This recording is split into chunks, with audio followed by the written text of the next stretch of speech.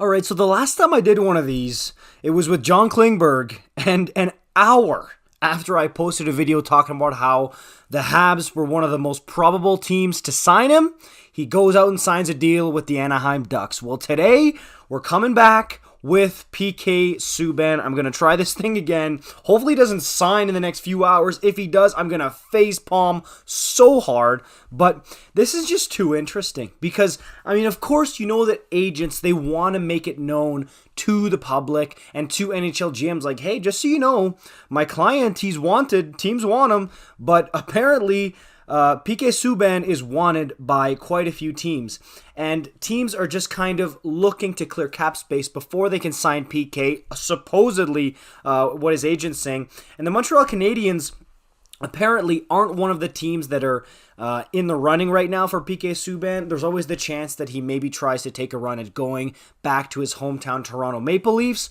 but the HockeyWriters.com posted an article titled The 3 Most Probable Teams to Sign PK Subban.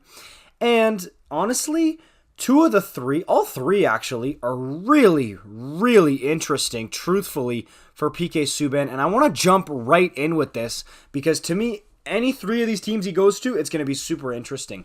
So let's go to the first one. Everybody's talking about a return to Montreal.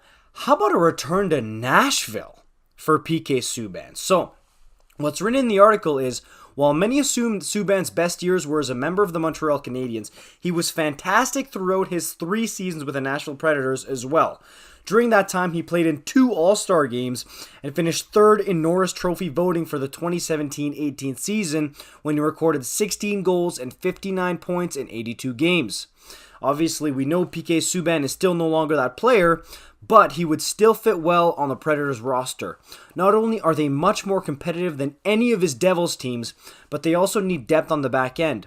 While he may no longer be an everyday player, head coach John Hynes would be able to throw on the second power play unit and feel confident in doing so.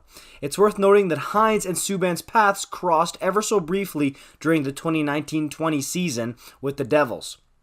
From a cap perspective, the Preds wouldn't have much of an issue getting this deal done. They have north of $4 million in cap space. That's plenty to sign PK. And Yakov Trenin reminds an RFA he will by no means break the bank on a new deal. On top of that, Subban may be forced to take a deal that comes in at less than $2 million per year, given that he's still waiting for a new contract. At that salary, he would only benefit Nashville. All right, so to me, yes, that's a decent option. Of course, people talk about Subban's attitude in the room, his individualistic perception, and kind of how he runs the show, and his brand, and people talk about him being selfish and stuff, so whether that's true or not, teams are going to have to look into that. But we know that he loves the spotlight, and when you're playing with Connor McDavid, you're going to have the spotlight. That's right, number 2 on the list is the Edmonton Oilers. To me, this one would be a barn burner. Yeah, he could go to Vancouver, it would be huge. He could go to Toronto, and that would be huge.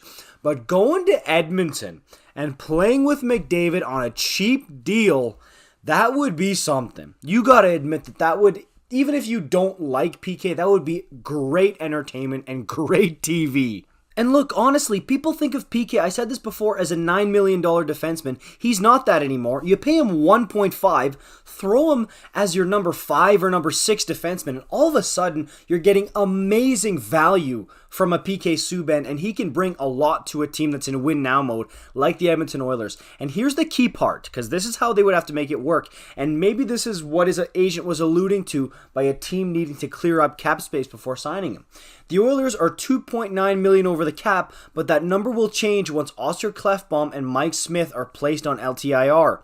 That'll give them roughly $3.5 million in cap space, which in itself would be enough to bring in Subban. However, the bigger issue is both Kyler Yamamoto and Ryan McLeod are still RFAs. Yamamoto's deal will likely come in at around $3 million, which wouldn't give GM Ken Holland enough to re-sign both before the 2022-23 season, meaning a trade is likely. And then they point to Tyson Barrie as possibly being the odd man out because Evan Bouchard is basically the prodigy, the Padawan to Tyson Barrie. So, and he's a lot cheaper. And then you could bring in PK Subban as insulation, as insurance, as a number 5 or 6D. I maintain this. I think as a number 5 or 6, I think PK would be awesome. And might even humble him a bit that he's not a big star, number one guy on the team anymore. And you might get a very different PK Subban.